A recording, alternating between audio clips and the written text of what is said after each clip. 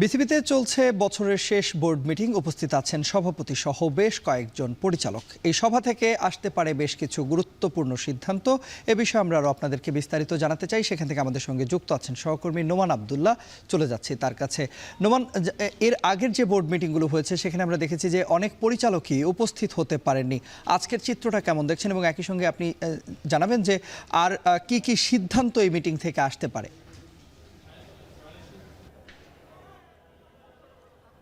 তন্ময়, দেশের পট পরিবর্তনের পর আপনি জানেন যে ফারুক আহমেদের নেতৃত্বে, ফারুক আহমেদের সভাপতিত্বে বিসিবিতে যে পরিবর্তনটি আসে, সেখানে যে যারা পরিচালকরা যারা ছিলেন, বেশিরভাগ পরিচালকরাই দেশের পট পরিবর্তনের পরে অনেকটাই খোঁজখবরের বাইরে ছিল।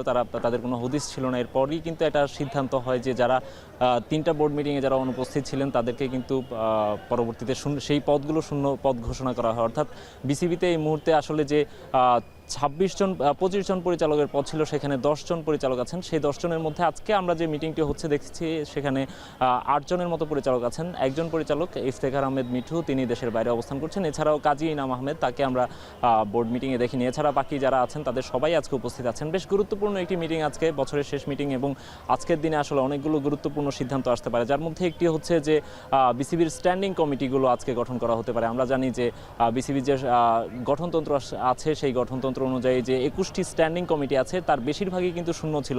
যেহেতু অনেক পরিচালকই ছিলেন না এবং বেশিরভাগ পদই হচ্ছে শূন্য হয়ে যায়, সেখানে হচ্ছে আজকে আমরা যে 21টি স্ট্যান্ডিং কমিটি আছে, সেই স্ট্যান্ডিং কমিটিগুলোতে যারা এখন বর্তমানে যে পরিচালকরা আছেন, যে 10 জন পরিচালকরা আছেন, তাদের মধ্যে সেই কমিটিগুলো ভাগবাটোয়ারা হয়ে যেতে পারে। এর মধ্যে আমরা কয়েকটি কমিটির কথা শুনছি, বিশেষ করে ক্রিকেট অপারেশনস কমিটি, যেটি বেশ গুরুত্বপূর্ণ।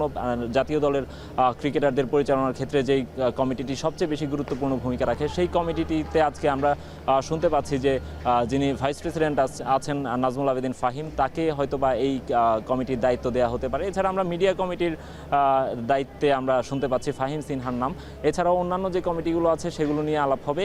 এছাড়াও সামনে আপনি জানেন যে আর সপ্তাহখানেক পরই বিপিএল অনুষ্ঠিত হতে যাচ্ছে। 2 দিন পর এই মিরপুর স্টেডিয়ামে বিপিএলের উদ্বোধনী অনুষ্ঠান হবে, সেটির প্রস্তুতি চলছে। সেই বিপিএল নিয়ে, বিপিএলের ফ্র্যাঞ্চাইজিগুলোর আমরা এখন পর্যন্ত জানি যে তারা অনেকেই ব্যাংক গ্যারান্টি জমা দেননি। তো সব কিছু মিলিয়ে ফ্র্যাঞ্চাইজিগুলোর বিষয়ে কি সিদ্ধান্ত আসবে, বিপিএলের প্রস্তুতি নিয়ে আলাপ হচ্ছে, সব কিছু মিলিয়ে আজকে আসলে অনেকগুলো গুরুত্বপূর্ণ সিদ্ধান্ত আসতে যাচ্ছে। আর কিছুক্ষণ পরে হয়তো বিপিএলের যে বিসিবির যে মিটিংটি চলছে সেটি শেষ হবে। সেটি শেষ হওয়ার পরে আমরা আসলে জানতে পারবো যে আর কি কি সিদ্ধান্ত আজকের মিটিং থেকে আসতে যাচ্ছে। তন্ময়, বিসিবিতে চলছে বছরের শেষ বোর্ড মিটিং। এ বিষয়ে আমরা আরও বিস্তারিত জানছিলাম। আমাদের সঙ্গে যুক্ত হয়েছিলেন সহকর্মী নোমান আবদুল্লাহ।